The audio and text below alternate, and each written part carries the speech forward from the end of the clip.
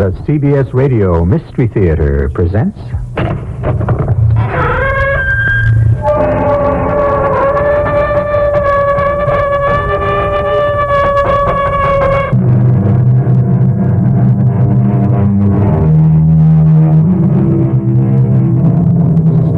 Come in. Welcome. I'm E.G. Marshall with another adventure in the macabre. I'm a collector of stories about experiences which are out of the ordinary and which most of us would prefer to avoid. Still, I find a perverse kind of pleasure in sharing the unexpected and the bizarre.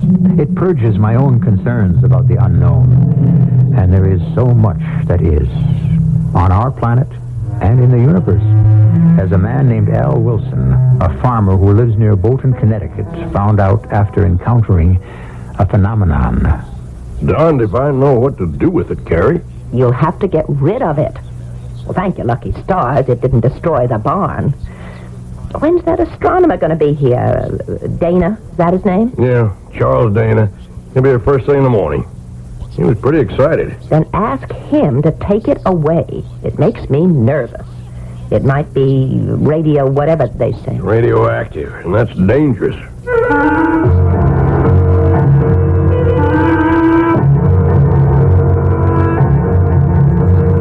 Our mystery drama, The Meteorite, was written especially for the Mystery Theater by Roy Windsor and stars John Beal. It is sponsored in part by Sign-Off, the Sinus Medicines, and General Electric Citizen Band radios. I'll be back shortly with Act One. If you'd really like a big car, but you really think you ought to buy a small car, maybe what you ought to buy is a mid-size car. To be specific, a Buick Century Custom. The Century Custom, you see, offers a lot of the room and comfort you look for in a big car. And the trim size and the V6 engine give you a lot of the benefits of a small car. But the Century Custom has one more thing going for it. It's a Buick. And no matter what size car you're looking for, you just can't do much better than that. In a distant land lives a little girl named Mary Lou, one of the lucky few. In her world, starvation, disease, and despair were facts of life. Now, thanks to Foster Parents Plan, she goes to school with clean clothes and enjoys decent food and medical care, benefits shared by her whole family. Become a foster parent for just $19 a month. You may change the way you feel about the world, about yourself. Write for information to Foster Parents Plan, Box 402A, Warwick, Rhode Island, 02887. Now, True Value hardware stores can give you a feeling of power, even when you're far away from an electrical outlet.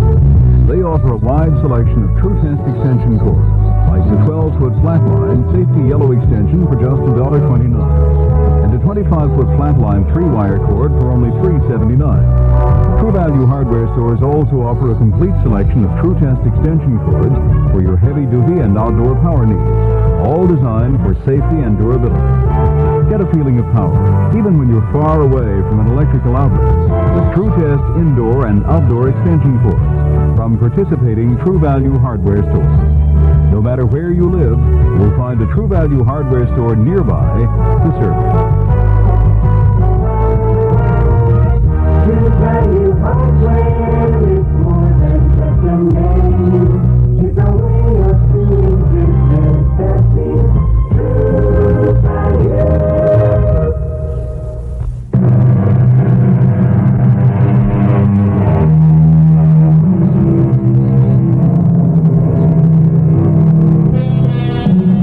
Suppose that at one time or another you stood outside and looked up in wonder at the night sky and the endless panorama of the stars. We've landed men on the moon, and we've sent space rockets to circle Mars. But as we learn more about the universe, we learn how little we really know. It is infinite. Emerson wrote, "There is no chance, no anarchy in the universe. All is system and gradation. Every god is there sitting in his sphere." True? Al Wilson didn't know it when he and his wife returned from evening service at their church, but he is about to find out.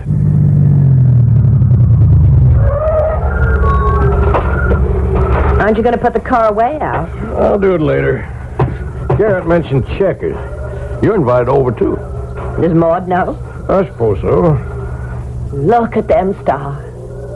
My goodness, what a fine night. I'm glad I brought in the rest of them tomatoes. Yep. We'll have frost tonight. Al, look left above the barn, way up in the sky. See? A big kind of cone of light. I've never seen anything like that this close. And listen. Wind's come up. Look at that thing. Must be traveling fast as lightning. Al, it's coming this way toward our farm. Better go inside. Let's get away from here. It's headed toward the house. We'll be blown up. Come on. Slanting down over the barn. Can you feel that heat? Never seen anything like this. There goes the barn. Look! Look!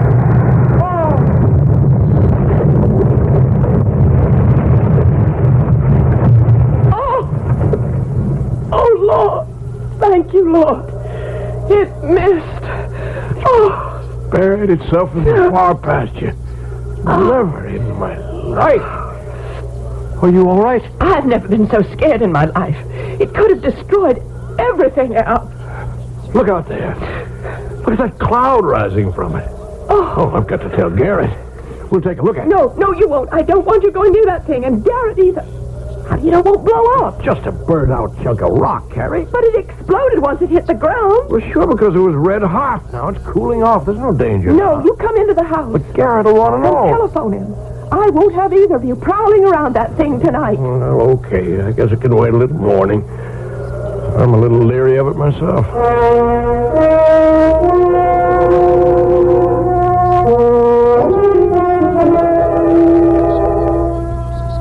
Everything all right, Garrett? Or is the washing machine upside down? Oh, no damage, darling. Yeah, no cracks in the cellar. None of the preserves fell off the shelves. I gave the washing machine a reassuring pat and said goodnight. How can you be so calm, Garrett?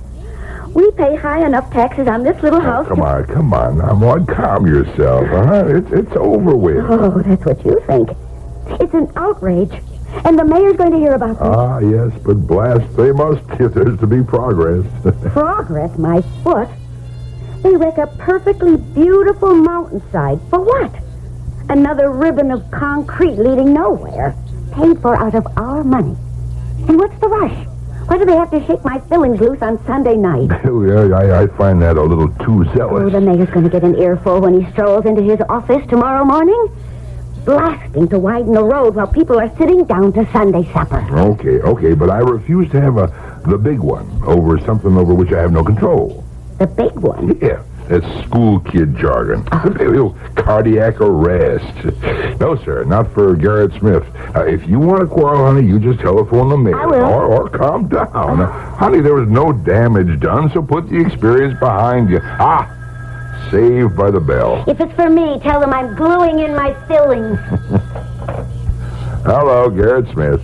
You hear the blast, old pal? Oh, yeah. It put Maud in space. Any damage to the farm? Just a trench in the far pasture. You know, where Tompkins cuts across the state road. Yeah, but that's a long way from where they're working, Al. Who? Who's working? Where? Well, you know, the crew that's blasting on the mountainside. What crew? I'm talking about the explosion. Well, so am I. Well, they don't blast on Sunday night, Garrett. You don't know what happened? No, I guess I don't. A shooting star landed 10 minutes ago in my far pasture. What? You kid? You mean Come on over. Maybe we can persuade Carrie to let us investigate. You mean that a meteorite landed on your farm? Well, you tell me. You're the science teacher. Come on over. Oh, yeah, right away. What was that about? A meteorite? Don't blame the state, honey. Don't blame the mayor. Blame a phenomenon. Yeah, that explosion that shook the house, that was not from blasting. A meteorite landed on Al's farm and plowed up half his far pasture.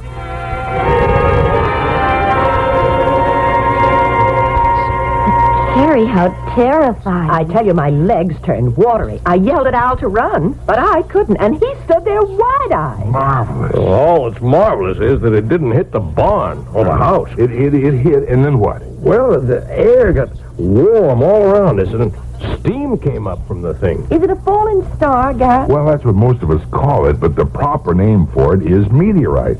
It comes, from outer space. So do lots of funny things. At least some people think so. Yeah, including me. Mm-hmm. Yeah, no, really, I'm serious. Now, flying saucers, for instance, they are fact.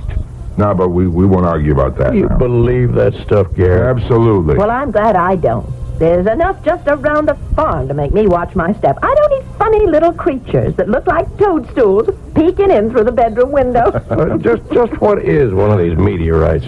Well, it's burned out rock. See, it broke loose in outer space and out of the orbit of its own planet, and then it just kind of flew loose. See, once in a while the gravity of Earth pulls down fragments and they land here and there. Now, most of them burn out in the sky. They look like, streaks of light. On fire from friction. Yeah, exactly. So the chances of one reaching Earth are very small. Well, we've got one. And it's no rock. It's a big, long thing. Looked in the sky like a missile, like a torpedo. Incredible. I mean it. I don't know too much about meteorites, but I know who does. Professor Charles Dana at the State University. I studied under him. Al, you know what you ought to do? Well, all I want to do is get rid of the thing. No, Dana's your man. Now, why don't I try to reach him? He'll want the meteorite for the astronomy lab. He's welcome to it. Just tell him to haul it away. Right. First, now don't flip out, Carrie. First, I've got to see it. But if it explodes... Well, how can it explode if it's just a rock? Didn't I tell you so? Why don't you and Maud come along with us? No, thank you. You two play space cadets. Carrie and I will needlepoint. Al, you're going to be famous. Sure. Maybe they'll name the thing after me. Garrett, is there any danger from, radioactivity or disease or Oh, anything? no. Maud, not from the little I know, anyhow. Now, we won't go too close to it, so just don't worry. Oh, we won't be long. Set up the card table. We'll play some bridge when we get back. Gives me the creeps, Carrie. I feel the same. There's something eerie about a thing coming down from outer space. Makes you wonder what's really up there.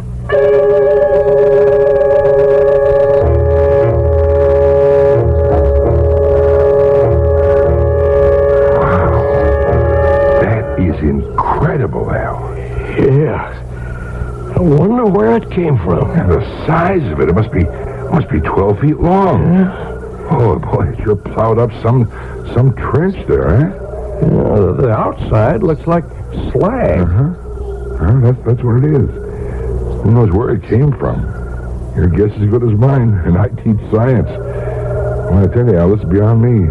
I can't explain why more of it wasn't burned up on its passage through our atmosphere. It was red hot. You should have seen the glow. Felt the heat. It's cold now. I'm eager to see it in the morning when the sun's up.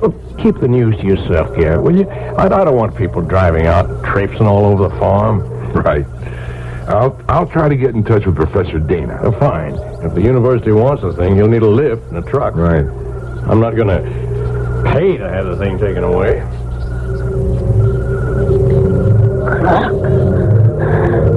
To command ship. Clock. To command ship. Clock.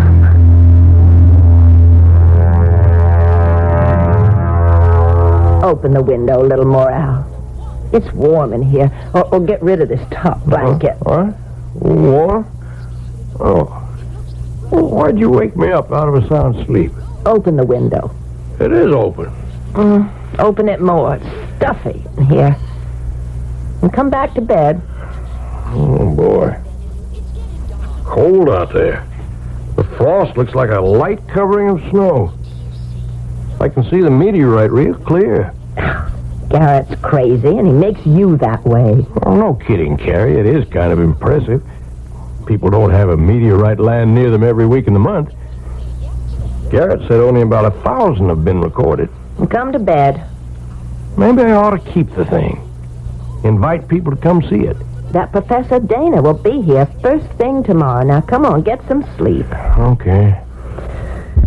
Carrie, Oh, my stars, what is it? come here. What? What's the matter? Look out there. See the meteorite? Well, sure. You see what I see? I don't... It looks higher. It's changed. So what? Oh, this floor is like a slab of ice. You know why it's changed? Take a careful look, Carrie. Good Lord. You see it? Yes, I do. What does it mean? I don't know. But it's opened up.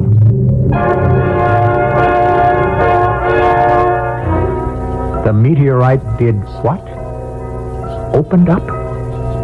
The Wilsons are steady people, so we have to believe what they see. There is, however, no evidence that a meteorite is anything more than a burned-up piece of rock. Is what they have seen impossible to believe? Impossible is a slippery word, hard to pin down. More about this phenomenon when I return with Act 2. This is Howard Cosell introducing the one subject about which I cannot speak with authority, CB radio, but I'm not alone.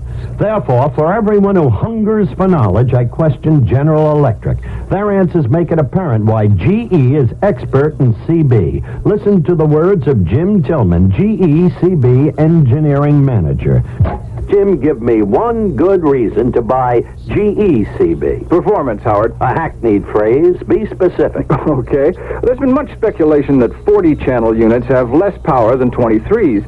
However, GE's 40-channel models are engineered for maximum allowable power and exceed FCC guidelines on interference. Maximum allowable power? Sounds like my good wife, Emmy. But seriously, Jim, it argues persuasively for GE CB. Performance, another reason to buy GE CB. This is Howard Cosell saying GE. That's more than you can say about any other CB.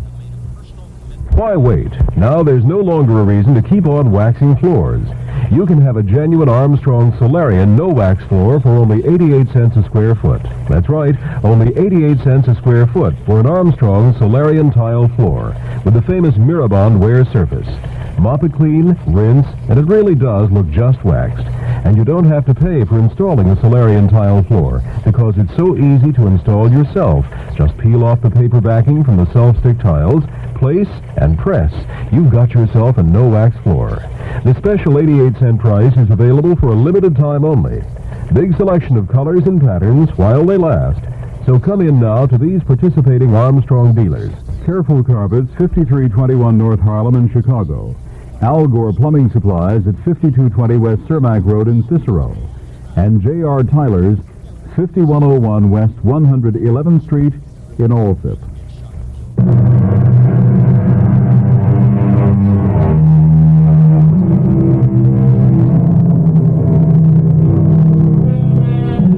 I began, you may remember, by saying that I'd share with you the bizarre, the unexpected. I've done so. A meteorite is a rare occurrence. I doubt if any of you has seen one except in a museum. But for Al Wilson and his wife Carrie, it is more than a piece of burned-out rock. Last night, a meteorite plunged through our ozone and, like a huge missile, found its earthly mark in Al's far pasture. That in itself was unique. So is the fact, if his eyes did not imagine it, that the meteorite opened up. It is 7 the next morning. Well, that'll be Garrett or the professor. You just finish your breakfast, Al. Well, bring him in. Either one of them for a cup of coffee. Morning, Carrie. He's in the kitchen. Come along, Garrett. Have a cup of coffee. Thanks. I suppose you've been up since 5 as usual. I have. Carrie lolls in bed until almost 6. Well, how'd you like my news? Well, I didn't believe it till I saw it for myself. From the road, it does look like it's opened up, like a giant clamshell. You ever hear of anything like that before? No one has. Here's some hot coffee, Garrett. Ah, thanks. No sugar's on the table. What could it mean? Well, not much, I'd say. It cooled fast and cracked open. You gonna be able to see this through with me? Oh, I wouldn't miss it, Al. Maud will telephone the school at 8 and say I won't be teaching today. What time is it, huh? A little past 7. Well, Professor Dean is... He's here. A car's pulling into the driveway. I'll let him in, Carrie. You start some breakfast for him. Lots of smoked ham. That's great with fresh eggs. You took classes with Professor Dana? Mm-hmm. 2. I was a science major.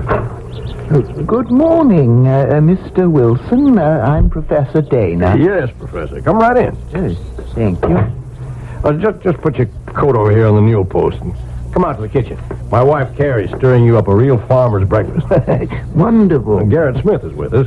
He's my neighbor and my best friend. Oh, and once a student of mine many years ago. Hello, Professor. You probably won't remember me. Oh, indeed I do, Garrett. It's good to see you again. Good morning, Mrs. Wilson. Good morning, sir. Have some coffee while the eggs are frying. I'll do that.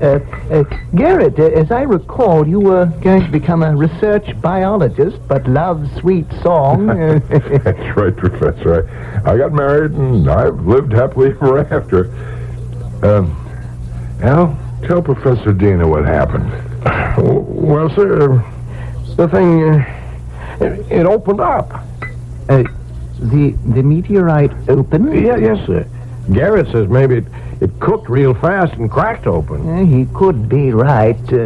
Still, a meteorite is fused by the tremendous heat it generates. So, offhand, I find it hard to believe that it cracked open. Well, the whole thing is hard to believe. You'll haul it away today, Professor? Oh, yes. The lifter and truck will be here later today. We'll have the meteorite on its way to stores before 6 o'clock. Here you are, Professor. Smoked ham. Wonderful. Everybody likes it. I'll be glad when the thing's off our property. It gives me a funny feeling. Yeah, I understand. It's rather awesome, isn't it? Oh, go see it. All 3 of you fidgeting. There'll still be coffee when you get back. Go along, all of you.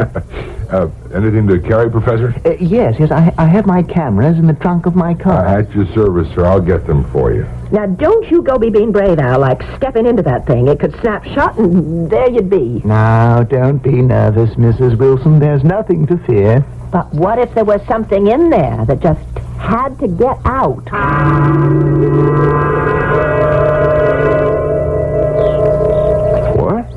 You say it's not a meteorite, Professor? It's something much more important. It's a space capsule. I don't get it. Neither do I, but look. Look inside. You see the struts and the pane of glass? A space capsule, but from where? Let's take a look inside. Give me the camera with the strobe light, Garrett, please. Yes, sir. Al, this is a nightmare. You suppose some lunatic was experimenting with some kind of missile?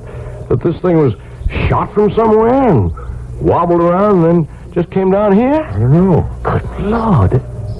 There's something in there. Shine a flashlight into the interior, Garrett. I see it. Al, take a look. It's some kind of man. About the size of a 6-year-old boy, but with an old face and elongated ears. It's a man from space. You think he's dangerous, Professor? He's dead or unconscious. Well, if he's alive and hurt, we got to get him out. Garrett, go tell Carrie. The professor and me'll get him out. Okay, wait till she hears about this. Oh, looks safe enough. What opened up was an escape hatch covered with slag. I'll lower myself. Hold up the hatch, will you? Right. It's sure cramped in here. Come on. Hey, he's alive. Come on, pal. We'll get you out of here. Lift out his head first. Oh, he's real light. I've got him. And here I come. A miniature man. What a discovery.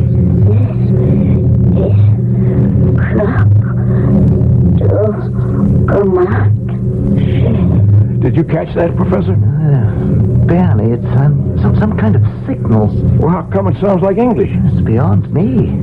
Well, let's get him to the house and try to bring him around. Look. He's opening his eyes. Destroy you. I understood that all right. Take it easy, pal. We want to help you. Destroy. All right, now you need some warm food and a bed. You get well, and then you do what you please. Command ship comes for me.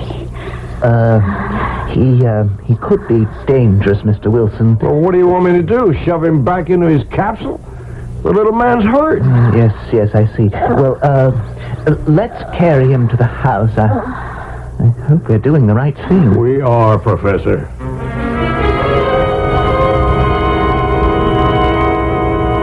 You're worried, aren't you, Professor? Yes, this should be reported to Washington. Well, let's wait a while. I don't want an army of scientists swarming all over the place. But this Kruk, if that's his name, he could bring us knowledge of an unknown world, Al.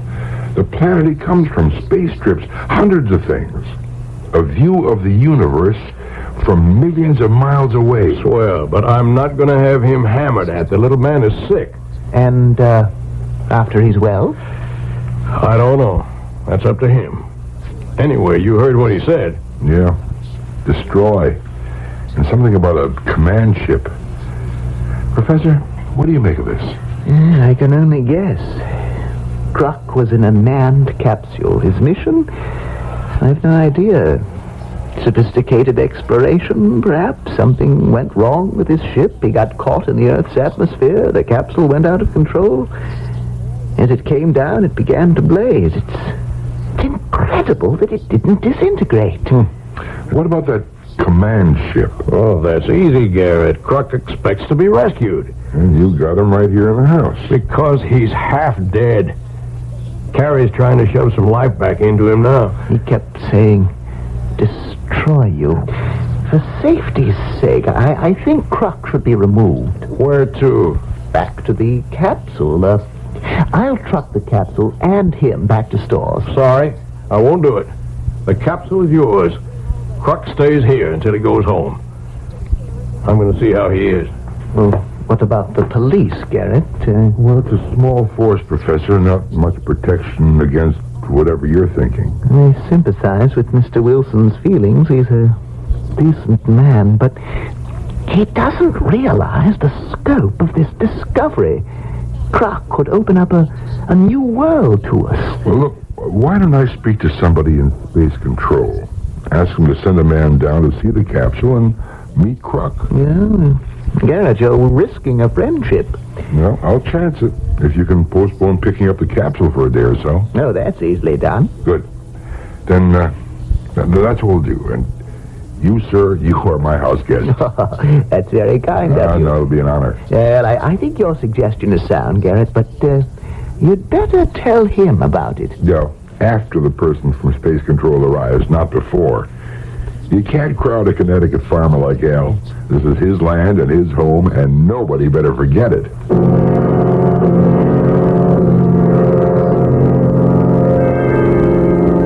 He sure looks better, Carrie. He's a nice little man. Like the hot bouillon. Didn't you, Mr. Kruk? Yes, it was very good. You still out to destroy me? I do not know.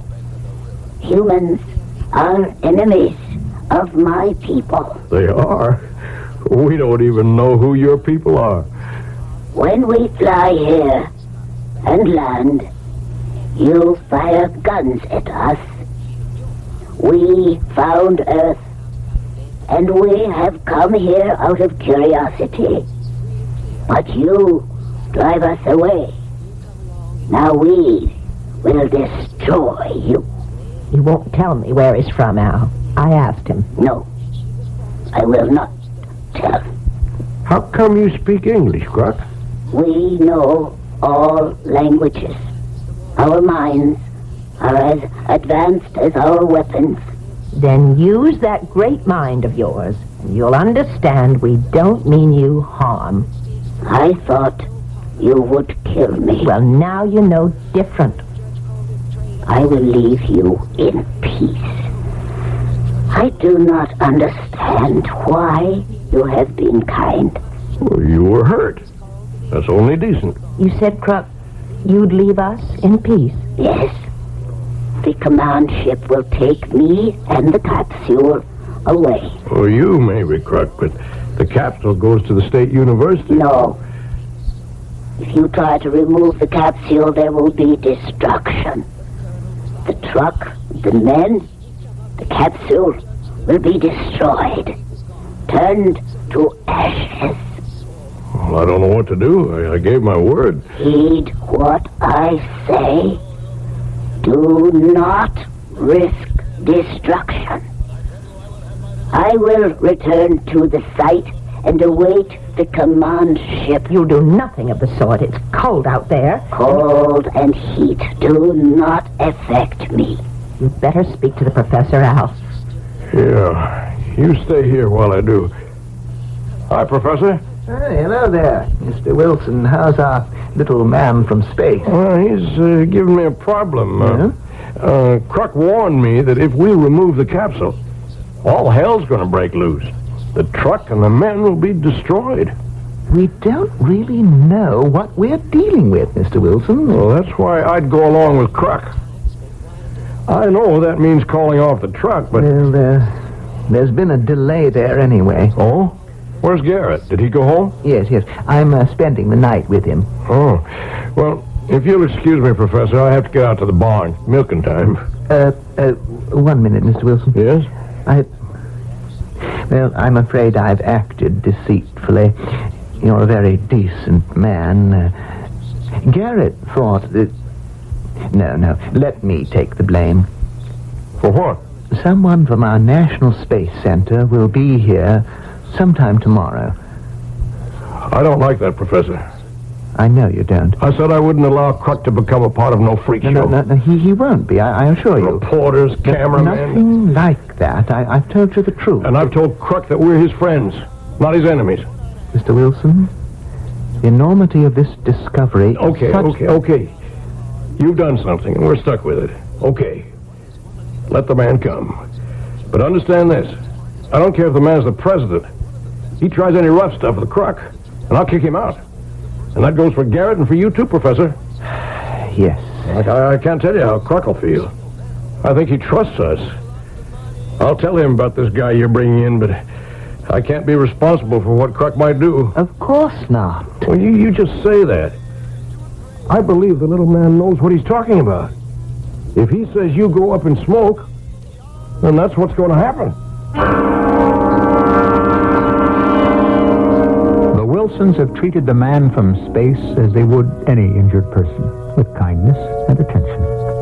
Garrett Smith and Professor Dana, however, want to treat Crook as an incredible discovery, which he and the capsule are. What Crook does is all that matters, and we'll find that out when I return shortly with Act 3.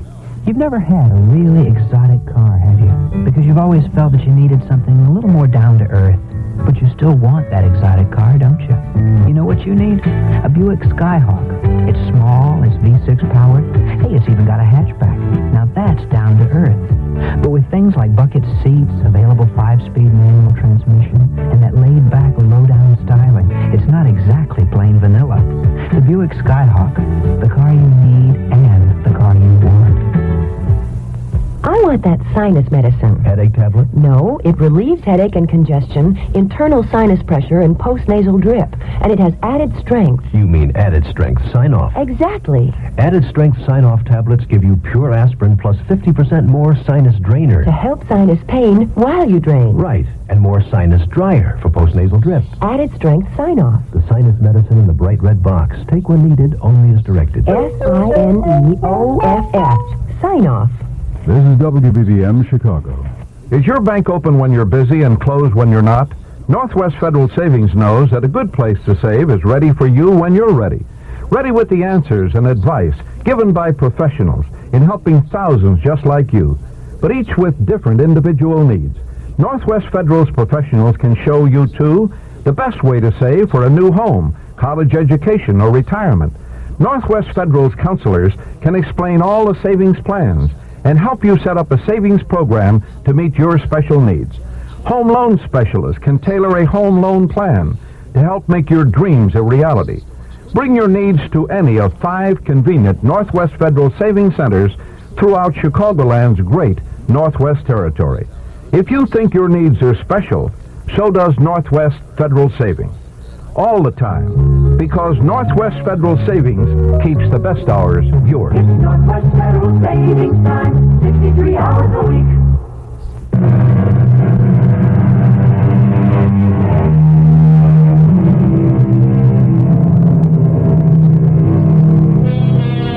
When our minds turn to the universe, we fantasize and give up. Reports of flying objects make news, but no one takes these science fiction occurrences too seriously. So it was with the Wilsons, until accidentally they had a visitor from outer space, a small man-like creature named Croc. Thank you for telling me, Mr. Wilson. Oh, it won't be so bad, Croc. The guy just wants to ask you some questions. And the man will arrive? In the afternoon, I'd say. The truck's supposed to arrive later. Why did your friends not have the truck arrive today? Guess they took you seriously. I told them what you'd said, that the truck would be destroyed. That will happen. You know that? Yes. I have given you the warning. It is arranged.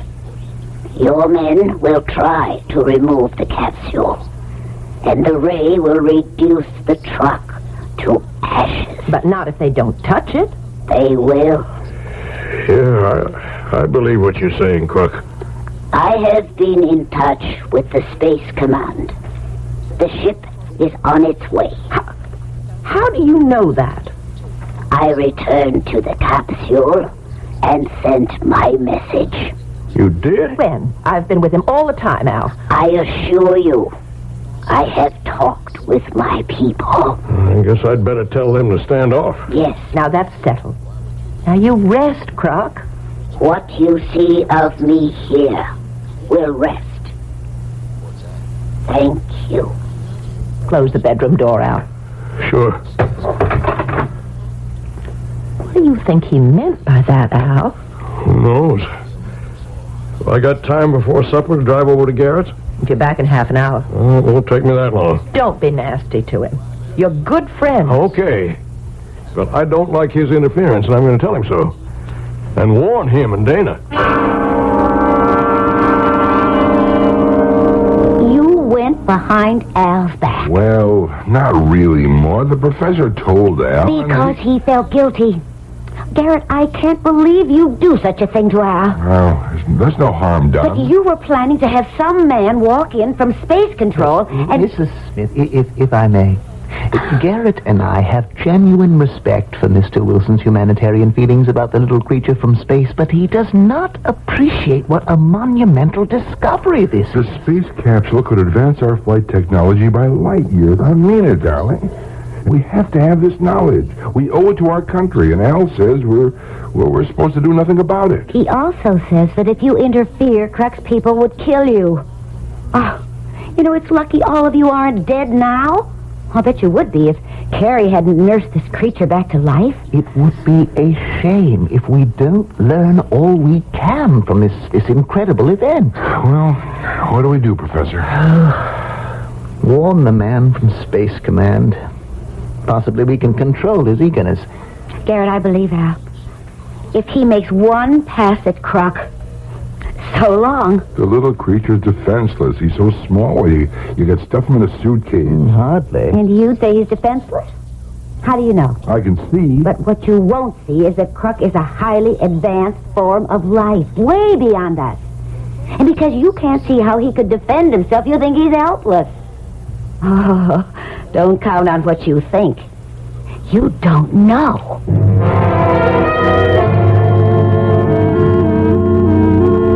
Mighty good supper, Carrie. Croc liked it, too. It took him a tray. It's funny. I don't think of him as a little man from outer space, but like a guest who got sick and I'm taken care of. And he isn't even human. Well, he responded to kindness. Most living things do. Now, you're sure you weren't nasty to Garrett and the professor? Of course not. I did tell Garrett to learn to mind his own business, but mostly I warned them. They take you seriously? They thought I was talking through my hat. Well, Maud will pound some sense into Garrett's head.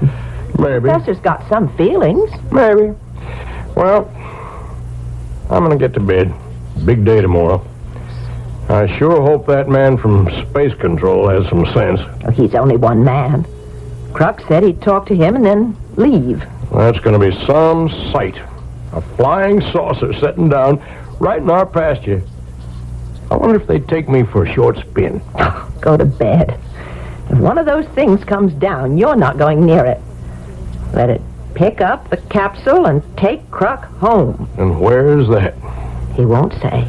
Only it's out there, where the stars begin. And what's beyond that? Huh. Even Kruk doesn't know that.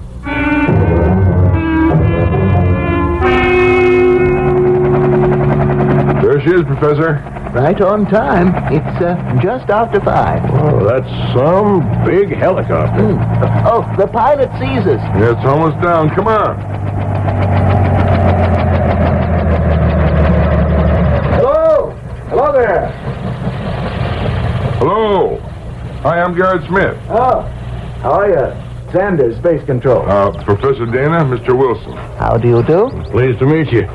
You know about the spaceman's warnings? Yes, I've learned what he said. Mr. Wilson, you have him in your house? That's right, and he's willing to talk to you. Very sensible. He has no choice. He's a prisoner. Oh, no. No, sir. No, he's not. Begging your pardon, sir, but he's my guest. And he's been just fine. Well, that's how you may see him, Mr. Wilson, but he's my prisoner. I have orders to transfer him to the War College where... Well, that's just what I was afraid of. Now, if you try any rough stuff on Kruk, there'll be real trouble. Are you threatening me, Mr. Wilson? I could be. This is my property, and Kruk is my guest. Now, look. You can't set yourself above the government. This capsule and this creature belong to us. They do? Well, I'll throw all of you off my land. But that's not what I was getting at when I said rough stuff would bring trouble. You're playing with something from outer space, Sanders. I'm here to take possession of a space capsule and something that resembles a man. I mean to carry out my assignment. Well, all the luck in the world to you. Kruk said he'd talk to you. Maybe he can pound some sense into your thick skull. Now, see here. No, you see here. You watch your step with me. You walk very carefully with my little friend Kruk.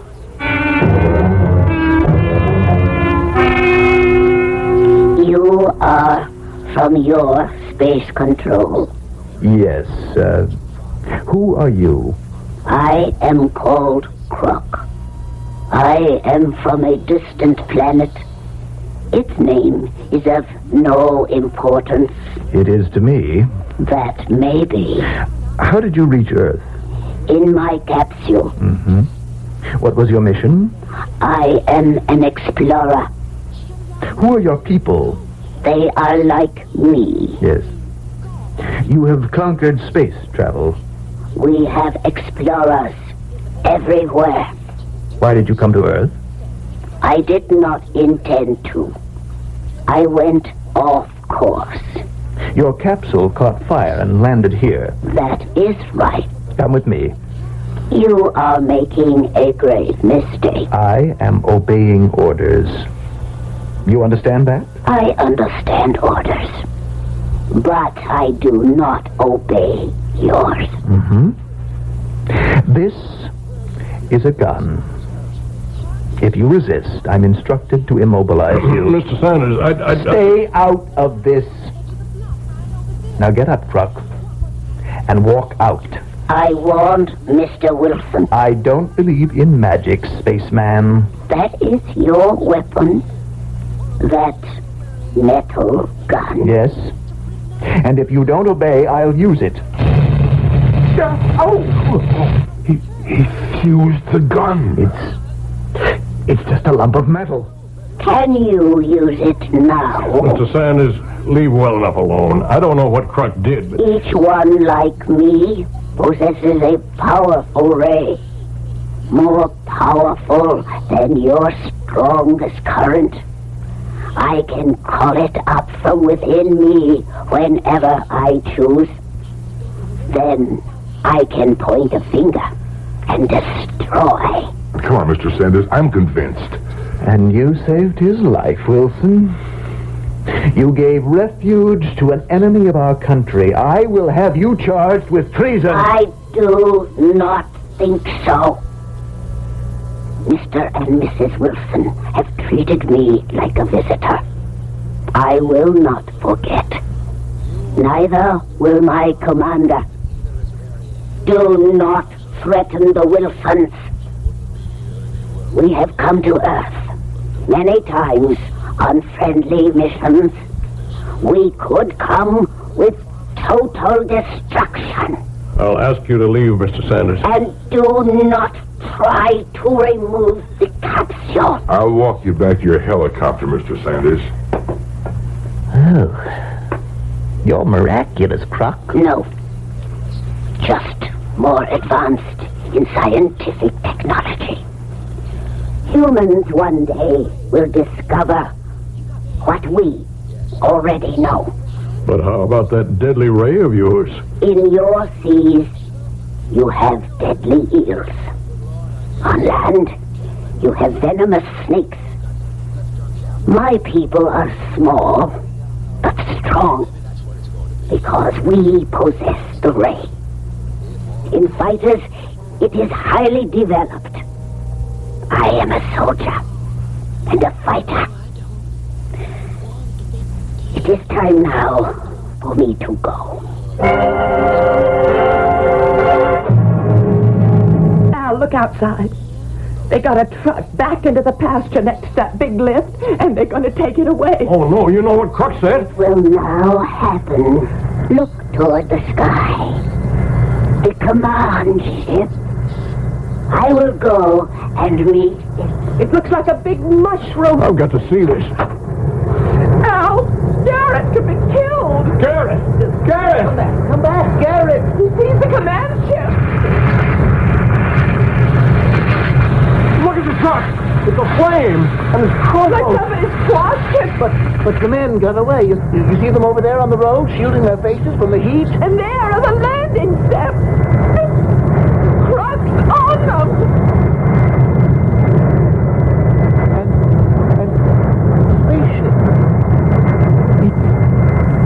It's gone.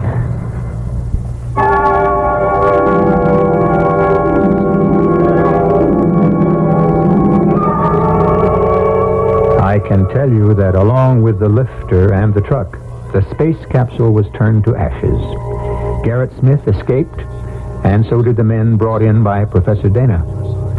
When Al Wilson wondered later if he and his wife had consorted with the devil, she replied, as you might expect, that no, they had consorted with God, meaning, I suppose, that they had acted in the interests of good. I'll return shortly. We know a mover who knows about moving. We're going.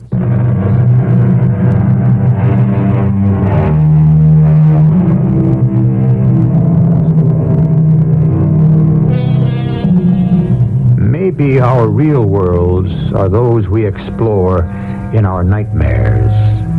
When an experience becomes too acute, we awaken, switch on a light, and forget the frightening dream. That may be foolish.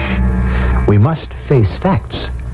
One of them is that there are other worlds, other life.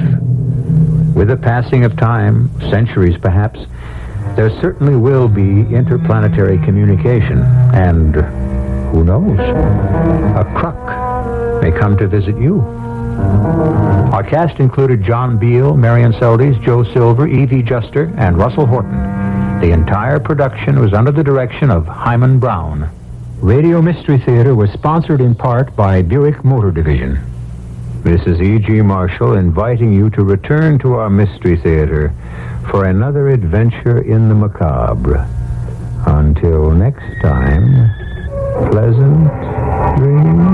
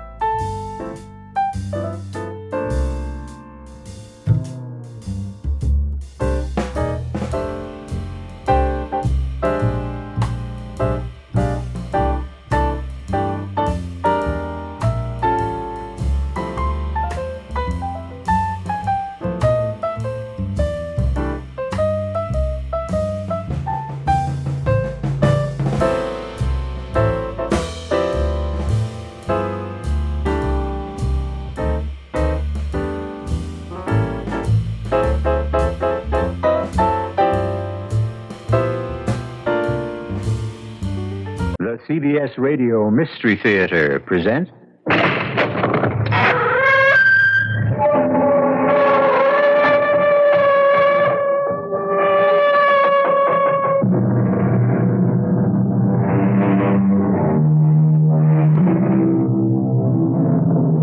Come in. Welcome. I'm E.G. Marshall. I hope you're ready for a journey into the bizarre, into the very, very strange, for that's where we're going. A round-trip journey, of course, but one we promise you won't forget. Sarah and David Hughes have just finished dinner and have taken their coffee out to the patio, where dusk is coming in behind a lovely sunset, and the world seems bathed in serenity. But beware of peaceful places at peaceful times. Things change. Sometimes suddenly. David. You know, I was almost asleep. David, what is that up there? What's what? Up where? Up there, in the sky. There's funny lights. Well, it's a jet, I guess. We'll be hearing it in a few seconds. A jet making a circle of light? They don't come in from that direction. Or that fast either, David. It looks as if it's heading straight for us. Nonsense. Of course it isn't heading straight for us. David! A flying saucer. Oh, come off it, Sarah. An unidentified flying object. We actually saw it. Sarah, it was nothing of the sort. It was simply... Well, it was... Can you identify... Well, no, not offhand. An unidentified flying object. David, we've made a sighting.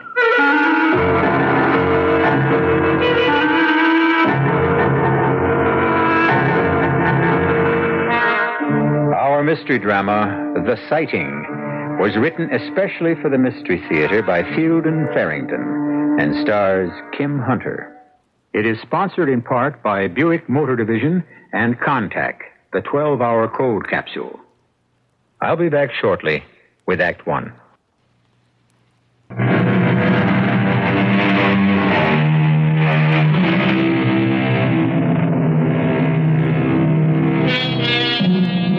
UFO sightings, although they are remarkable, are not uncommon.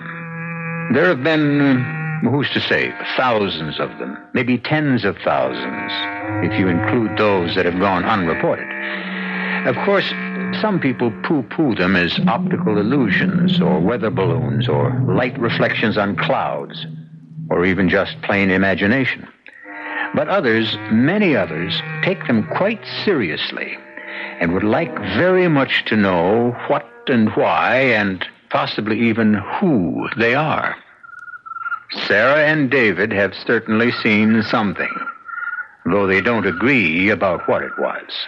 You know the trouble with you, honey. You let your imagination run away with you. You see a funny light in the sky, and wham, it's a flying saucer. Well, you can't say it wasn't a flying saucer. You don't know what it was any more than I do. But, Sarah, when you can't explain something a little out of the ordinary, you don't pounce on the most unlikely explanation you can find and close your mind to all the others? Look who's talking about closed minds. Oh, okay. Maybe I'm a little bit conservative. Bankers get that way, I'm told. And, man, are you ever a banker? Well, don't knock it. It buys a lot of goodies. No contest. I think I'll go next door and ask Bea and Harry if they saw it. Want to come along? So what? Oh, yeah, the thing. Sarah, I really wish you wouldn't do that. Why not, for heaven's sake? Well, I'd just as soon it didn't get around. I mean, that we saw... Well, the first vice president of a bank doesn't see flying saucers. He just doesn't, Sarah. Okay. The first vice president didn't see it. He's as blind as a bat. Yeah. But his wife saw it. Sarah. Look... I don't want you to talk about it. How do we know what they are?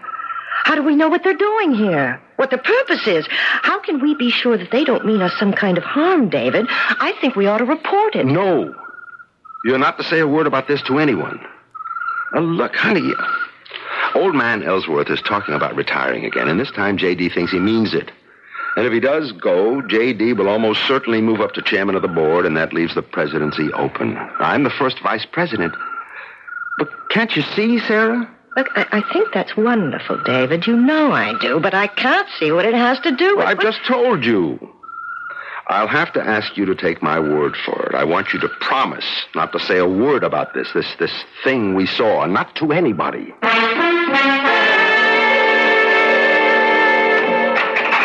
Anybody home? Oh, hi, Bee.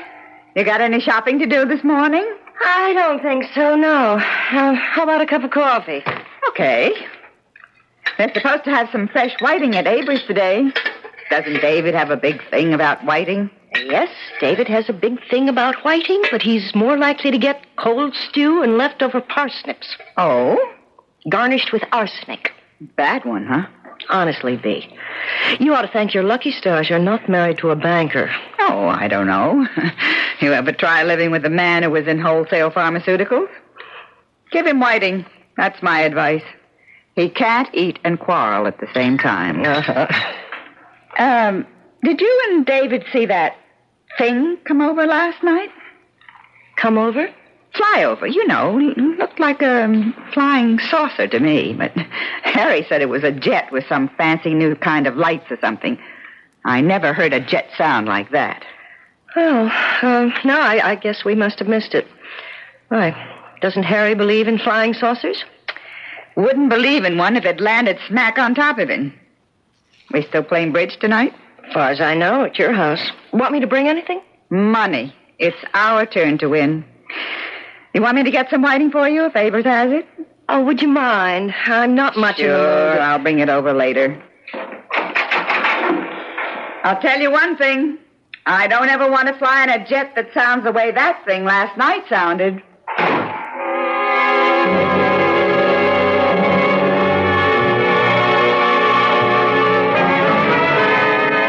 Good morning, David. Oh, morning, J.D.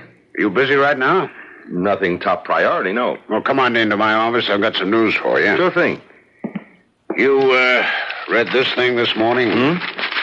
Oh, the Times. Mm-hmm. I glanced through it before I left the house. A couple of people out your way claim they saw a flying saucer. Oh, I read that, yes. One of the fellows belongs to my club, as a matter of fact. I wouldn't want to be in his shoes next time he goes into that locker room. You know, I don't understand people. I just can't figure them out. Fellow sees something up there he never saw before, and he goes running around like a chicken with its head off, yelling, "Flying saucer!" What do you think he is, some kind of aeronautics expert or something? Sit down, David. Thanks.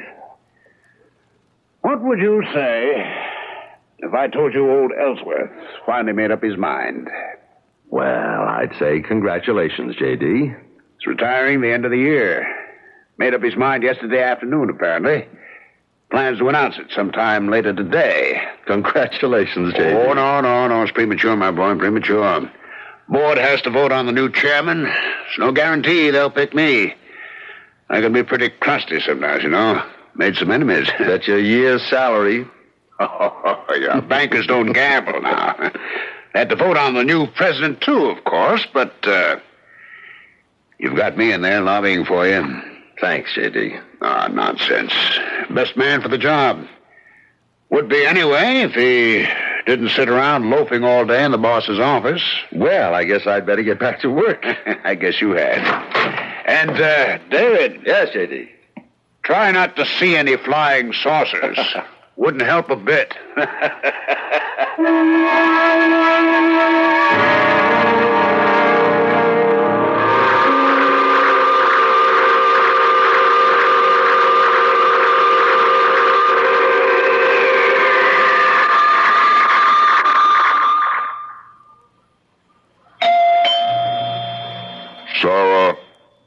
Sarah Hughes.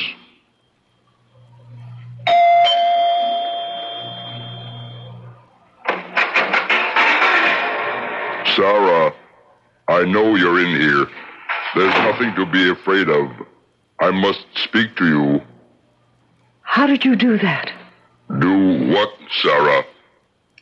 When you talk, your lips don't move. Well, anyway, I couldn't see them move.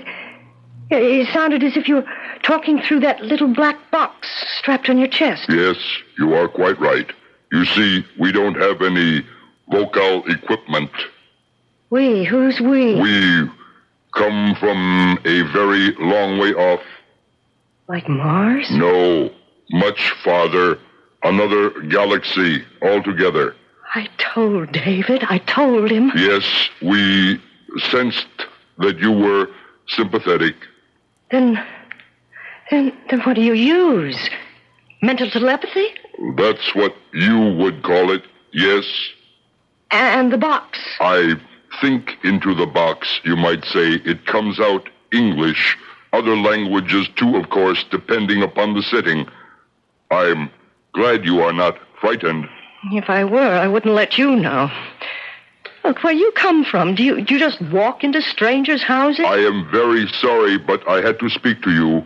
It's really quite urgent. About what? We need your help. To do what? Take over the Earth? You mustn't say that. You mustn't think it. We're on a friendly mission. My colleagues and I, we're what you might call a scouting party. We must know more about your planet before we can be sure that it is safe to...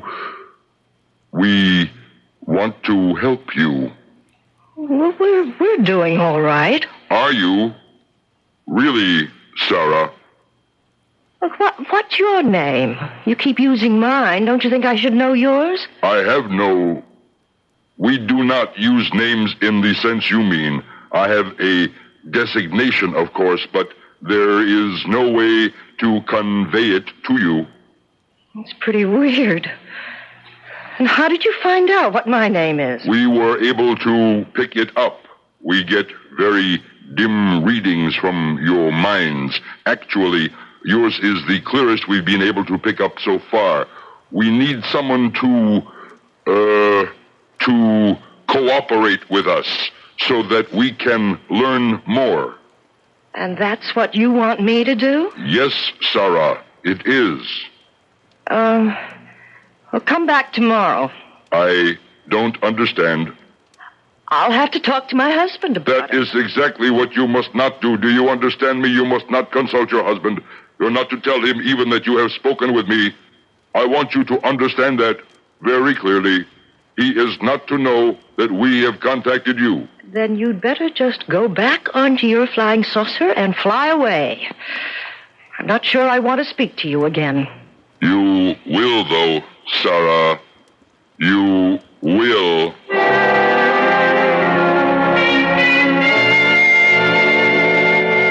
You don't believe me, do you? Of course I believe you, honey. Have I ever accused you of lying to me? All the same, you don't believe me. What did he look like, this man you saw? Well, he wasn't green, if that's what you mean. He didn't have tentacles or flippers or any of that. His hair was kind of coppery and funny. More like chicken down than hair. I didn't notice the color of his eyes. His face seemed all right, except that his ears were flat against his head. He was tall and too skinny to look healthy. By our standards, that is. Mm-hmm. How was he dressed? Ordinary, except for a box he had sort of taped onto his chest. Like brown slacks and a kind of yellow shirt, open at the throat. But the clothes didn't look right on him. You don't believe one word of this, do you? Now, Sarah, I haven't said I don't believe you. All I'm saying is that you're tired and overwrought. And seeing things. Look, I'm not sure I want to play bridge tonight. Sit there all evening being humored. And, well, I'm not at all sure I want to do it. Look, I'll tell you what. You trot upstairs and take a little rest. Now, wait, then, just let me finish. You are tired. You are overwrought. You don't deny that, do you? Well... So why shouldn't you take a little rest? Now, what's wrong with that? And when you get up, if you don't feel like playing bridge, we won't play bridge, okay? Doesn't that sound fair enough? Well, all right. Fine. Right now. Close the bedroom door and see if you can't actually get a little sleep. Will you do that for me? Okay. But if I should go to sleep, don't let me sleep long, will you? And David. Yes? I did see that man and talk to him. I really did.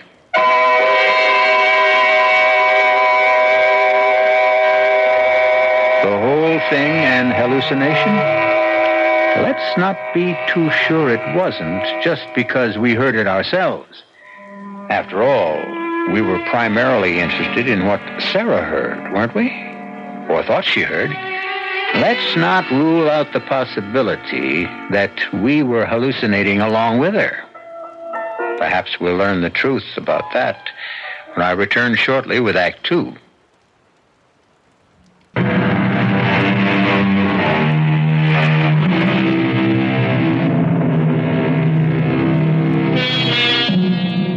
David and Sarah have spent the evening playing bridge with Bea and Harry Vincent. But their minds haven't been on the game. Sarah's is more on the events of the day just ending. How often do you speak with a man from outer space? Now the game and the evening have finally come to an end. David, my friend, we ought to do this more often. Yeah. You owe us now. You can check my arithmetic if you want to. You owe us $3.76. With the cards you two held, how could you lose? Oh, come on. Don't grouse, David. About 10 more nights like this, and maybe we could get even. Oh, it was all my fault. I told you I didn't feel like playing bridge tonight, Dave. Oh, forget it. You were no worse than I was. Well, after all, it's only a game. Yeah, said he, tucking away his winnings. I wonder if I drank $3.76 worth of beer. Well, there's more out in the kitchen. Come on out. Maybe you can break even. Now, what are those two cooking up? Oh, I don't know. Is the fight still going on? With you and David, I mean? Left over from last night. You haven't been acting like yourselves at all tonight, either of you. Oh, it's one of those things. I guess it happens to everybody. David, don't you think we ought to go now? You have to work tomorrow. Okay, honey. He's a good man, you're David. You don't have to worry about that.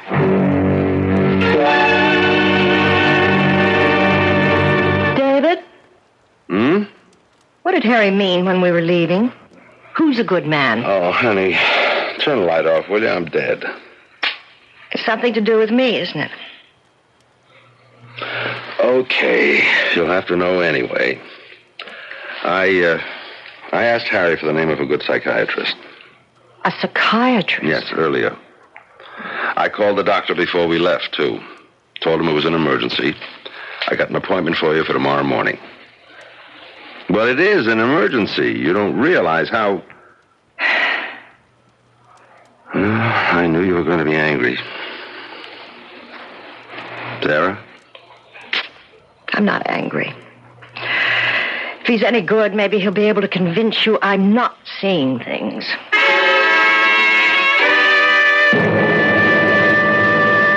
Sarah, I've got to get to the office on time this morning, today of all days, but I'll meet you at the doctor's office. Now, your appointment is for 11 o'clock. You won't forget it, will you? Look, you don't have to be there if you have a busy day. I can handle it alone. No, nothing of the sort. And after the session, we'll have some lunch. Someplace fancy, huh? It'll be all right, Sarah. You'll see.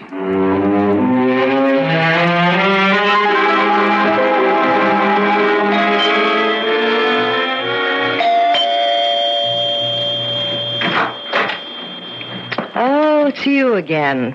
Sarah, I must speak to you. Do you know that you may very well be nothing but a figment of my imagination? I think that you are tired. Did you sleep well last night? What do you think? And wouldn't a figment of my imagination at least move his lips a little when he talks? I can see that you are very sleepy. Oh, yes, very sleepy. Look, I didn't ask you in. You are almost too sleepy to stand, aren't you? Here. Why don't you sit here? You'll be much more comfortable. Well... That's better, isn't it? You're able to relax now. Relax and rest. Relax and rest. Float and sleep. You are asleep now, aren't you? Yes. Fast asleep. You will do as I tell you. Yes, I will do as you tell me. Good. Pinch your arm, Sarah. With your right hand, pinch your left arm. No, harder than that. You can feel nothing. You feel no pain. No pain. Very well. I am going to perform a minor surgical operation now. You will feel no pain, of course. A simple incision at the base of the skull. There will be no bleeding. Now, what I am inserting, Sarah, is a very small device which your body will in no way reject. It is in every way compatible. By means of this device, it is better you know this, Sarah, although you will not be aware of it later. Through this device, we shall be able to read your thoughts and participate in them, guide them. This will be possible at great distances, light years, actually. You are now sutured, what you would call sutured. There is no wound, no scar. You felt no pain, did you, Sarah?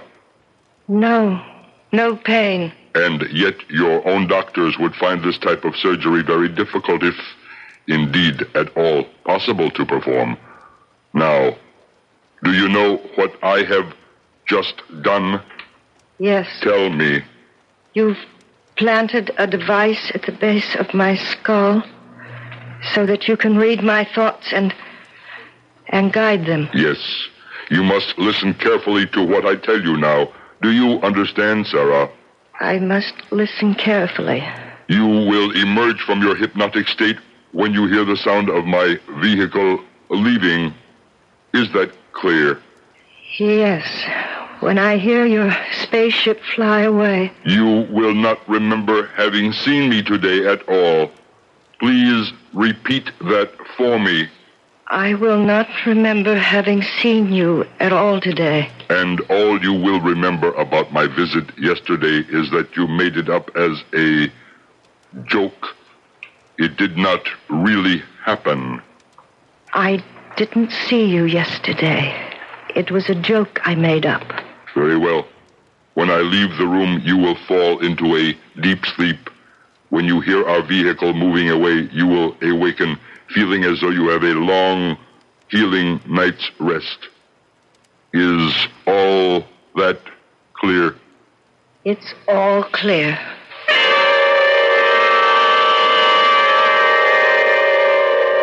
You busy, Dave? Harry! No, come on in. Aren't you a little out of your territory? Well, yeah, I am. I knocked off and came over here because, Bea called me a few minutes ago to say she's seen the damn thing, too. Seen what? The saucer, the flying saucer. Oh, Bea saw it? Yeah, says she did. Says it was hovering there right over your backyard with a door open, like practically the whole side of a ship, she said. And a kind of stairway coming right down onto your lawn. Oh, come on, not Bea, too. What are they trying to do to us? Well, to tell you the truth, Dave, I don't think Bea was putting it on. She can't lie worth a nickel, and she sounded scared, really scared. And, anyway, that's not all. For Pete's sake. She'd started out shopping, see, and forgot to take a list with her, so that's why she went back. I mean, that's how she happened to see the thing in the first place. All right. So, she went back in the house and was watching through the window, and I swear, Dave, this is what she said. A tall, skinny man came walking out of your back door and went up the stairway and into the saucer. Then it made that crazy whooshing noise like we heard the other night. I did hear that, Dave. I honestly did. And it didn't really sound much like a jet. Well, anyway, it made that noise and took off. Like 1,000 miles a minute, Bea says. You think it's true? Well, unless Bea's blown her mind, too. She said she wanted to go right over to your place and see if Sarah was all right, but she was afraid to. Yeah, I think it might be true, Dave. I think, anyway, we ought to go out there and see.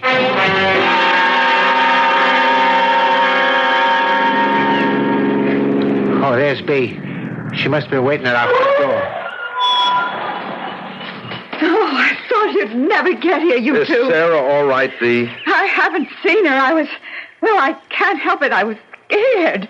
You didn't see that awful-looking thing just hanging up there over your backyard, or the weirdo that came out of your house. Can we go in now?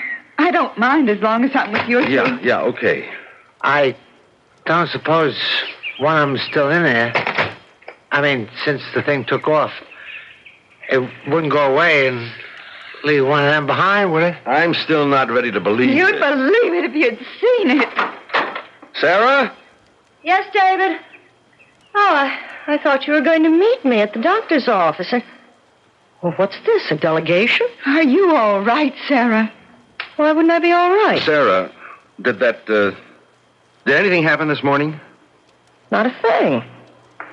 Not unless you count me falling asleep, sitting bolt upright in a straight kitchen chair. I really must have been dead on my feet. The man from the flying saucer didn't show up? Oh, come on. Don't you think we've had about enough of that nonsense? Nonsense. Sarah, I saw him. I saw him come walking right out your back door, plain as day, and get into his saucer and go. I saw that, Sarah. I really did. Oh, please, let's not anymore. So I made up a silly story. Now, I'm sorry I did. I never dreamed you'd all take me so seriously. Now, wait a minute. There's something wrong here. You were taking it seriously enough last night. Now, don't try to tell me you weren't. It was just a joke, David. Joke? I wish you could all see yourselves. You look as if you'd just come in from a funeral or something. Sarah, if it was just a joke, why didn't you say so when I told you about the psychiatrist? Oh, I'm all mixed up. I swear I saw a tall, skinny man with funny hair get into a flying saucer and fly away. If it was just a joke you made up, Sarah, maybe I'm the one who needs a psychiatrist, because I saw that. I know I did. All right. Sarah's going to keep her appointment, aren't you, Sarah? I don't see any point, David. You'd just be throwing your money away. Well, still, if I ask you to, you will, won't you? Well, if you want me to, why not? I can't see what good it's going to do, but I guess it can't do any harm. No, Sarah. What? What? I didn't say anything. You are not to see the psychiatrist. Is that clear, Sarah? You will not see the psychiatrist. Who said that? What? Nobody said anything. Didn't you hear it? B. I didn't hear anything. You will do as you are told. You will refuse to see the psychiatrist. Who are you? Sarah? I can cause you pain, Sarah. I can cause you great pain. David, what is it? Somebody keeps... Don't you hear that voice? I don't hear anything, Sarah. I do not want to cause you pain, Sarah, but I will if I must. You are not to see the psychiatrist. Come on. We better go, honey. The appointment's for 11 o'clock. All right, I'm coming. I'm sorry, Sarah. Truly, I am. David. Oh, David! David, make it stop! Sarah. Make it stop!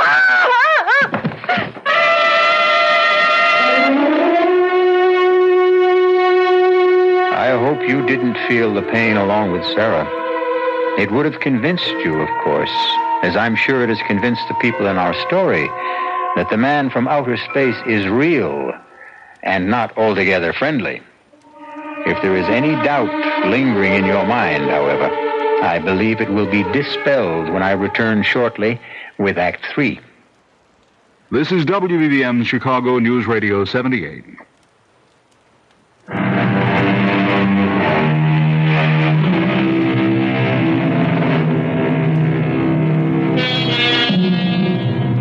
The willingness of the open mind to accept the new and seemingly miraculous, at least as an hypothesis, has always faced opposition from the less flexible mind, which finds the status quo easier to live with. David, however, as well as Bee and Harry, has had a convincing demonstration that the new is only the as yet unknown. Bee and Harry are waiting in Dr. Freuling's reception room. David has taken Sarah into the doctor's office. Now, just lie down here and rest. And help me with her, will you, Mr. Hughes? Please, make it stop. Sarah, honey, do what the doctor says. Lie down and try to take it easy. And just do as the doctor says. She seems to be in a great deal of pain, Doctor. Oh, she is in pain. There's no doubt whatever about that. What causes the pain, this is what we must learn first of all. Well, can't you give her something? I think best not to do that until I have learned what has happened to her. Sarah, refuse to speak with this doctor, this psychiatrist. Tell him only what you have been ordered to say. You have seen no man from a flying saucer. It was only a silly joke. Leave his office. Nobody can force you to stay. And go home. Do only this and there will be no more pain.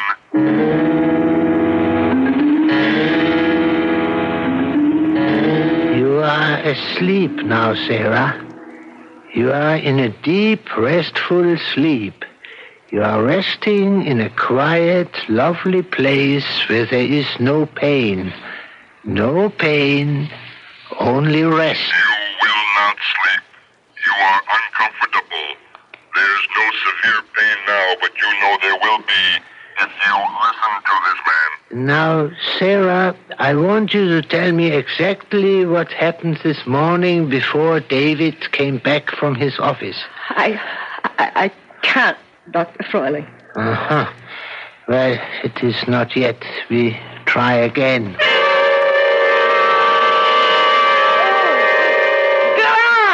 Froiling, if it's going to keep on like this, I think we'd better just quit. Stop it! Stop it! Stop it! We are on the right track. He was there this morning. She told me that much before he got through to her again. We are going to win, Mr. Hughes. Well, win or lose, what's going to be left of Sarah? All of her, Mr. Hughes. More than there is of her now. Sarah, shall we try again? I can't, Dr. Roiling. You won't let me. You don't know how it hurts. It's no good, Sarah. You know it is no good. Now, try to relax and clear your mind of everything but what I say to you. I'll try. Sarah, what did the man do when he came to see you this morning? He said he asked me... Oh, no! No, God. He asked me to help him. Stop it! Stop it, please! Sarah, you are under my control, not his. The pain will never stop until you do as I say. You must do as I tell you. Bear it, Sarah. You can bear it if you try. Help me, and it will all be finished sooner than you think. How did he want you to help him? It will be worse. The pain will be worse. He wanted me to... He wanted me to make it stop. He wanted you to what? Be his contact. He couldn't... Oh, God. He said he couldn't read our thoughts. I was to... Oh, no. Pain can't kill, Sarah. What if I decide to kill you? I don't care. That's enough. Dr. Froiling, that's enough. You were to what, Sarah? What did he want you to do? He put a thing in my head, and he knows what I think, and he can... No! He can hurt me with it. Oh, yeah! She's fainted. Doctor, is Wait. Her pulse is strong. That's good. Is she... She will be all right. He cannot hurt her while she is unconscious. He put a thing into her head. Is that what she said? Is that what you heard her say? Yes. Isn't there something you can do? Miss Jameson, I want an ambulance at once. Emergency entrance, Physicians' Hospital. Get Dr. Carter for me. Tell him Physicians' Hospital at once.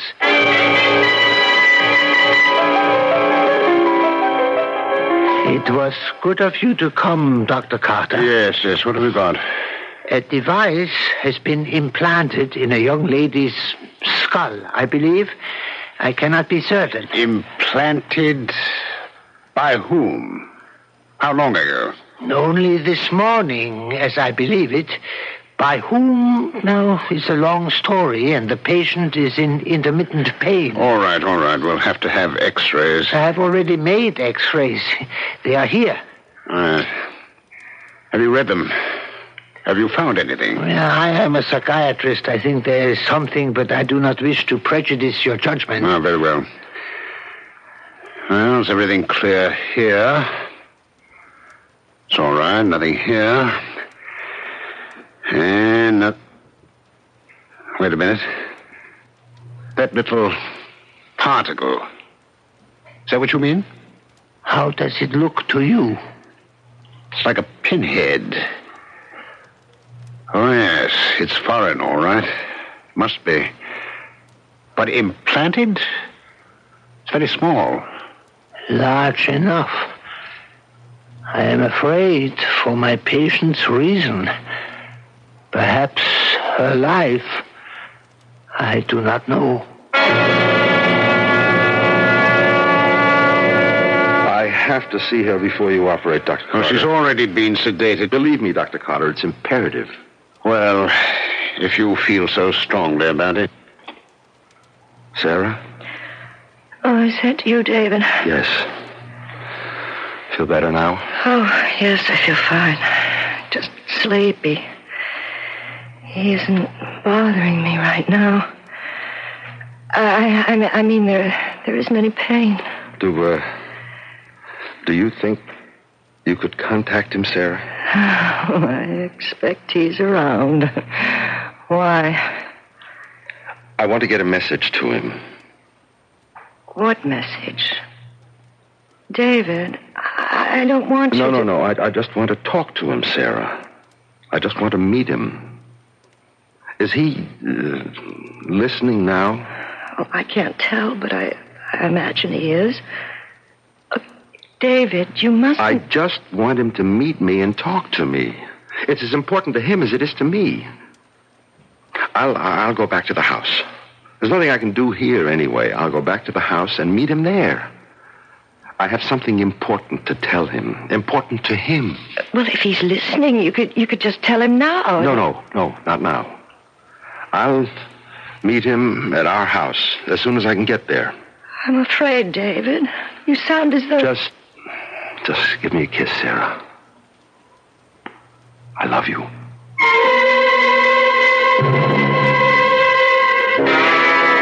I have taken more trouble than you realize, Mr. Hughes, to meet you here. What is it you wish to tell me? I have a proposition for you. I am willing to listen. For a short time, though. The surgery is about to begin. You aren't going to interfere, are you? Your wife is a danger to us. I am sure you can understand that. We're reluctant to take a life, of course, but our mission is of greater importance. Listen. Now, just listen. Why does it have to be Sarah? What's the matter with me? What do you mean? I mean, put your gadget, whatever it is, in me. Why couldn't you do that? I'd cooperate, don't you see? You wouldn't have any of this resistance you get from Sarah. Why? Why would you turn against your own people to help us? Aliens, as you call us. Why would you be willing to do that? Willing? I'd be doing it to save Sarah's life. Wouldn't you do as much for your wife? We do not have wives. Oh. Well, my wife is very dear to me. There's nothing, I guess, that I wouldn't do for her. So you see... Be quiet. What? Please, do not speak. I am in communication with my colleagues. Oh. Tell them... Be quiet. Oh, God, please. All right. You'll do it? No. We have decided against using you. Huh? We have learned a great deal from you. This love is your word. this is an unfamiliar factor. This love must be taken into consideration. We are not sure that anyone so afflicted would be sufficiently stable for our purposes. And what about Sarah? It is a risk to release her, of course, for we cannot erase her memory, but we have taken greater risks.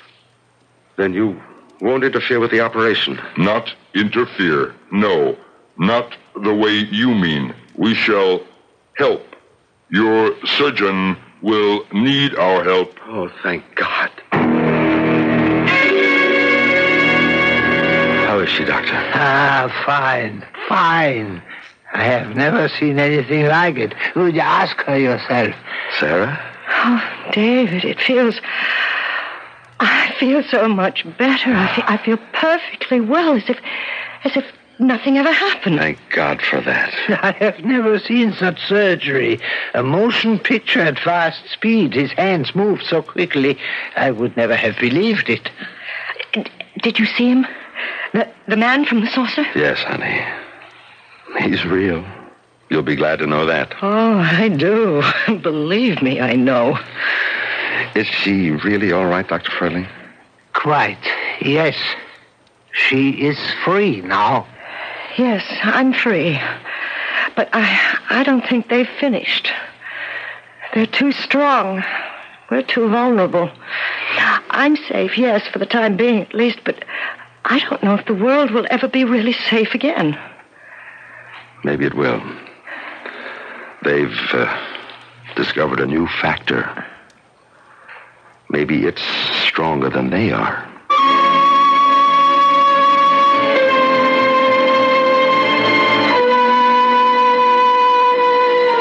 Well, how strong is love?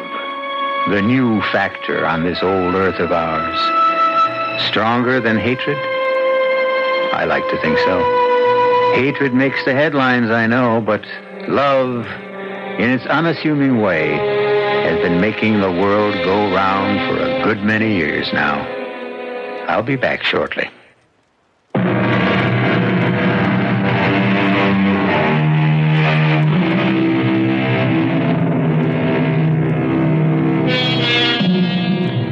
David is president of his bank now, and doing a very good job of it, too.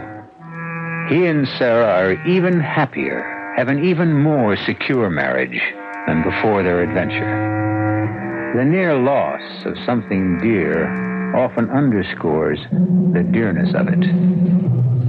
Well, whether you come by UFO or some more conventional method of travel, be here to join us for our next chilling story. Our cast included Kim Hunter, Nat Polan, Ralph Bell, Joe Silver, and Robert Dryden. The entire production was under the direction of Hyman Brown. And now...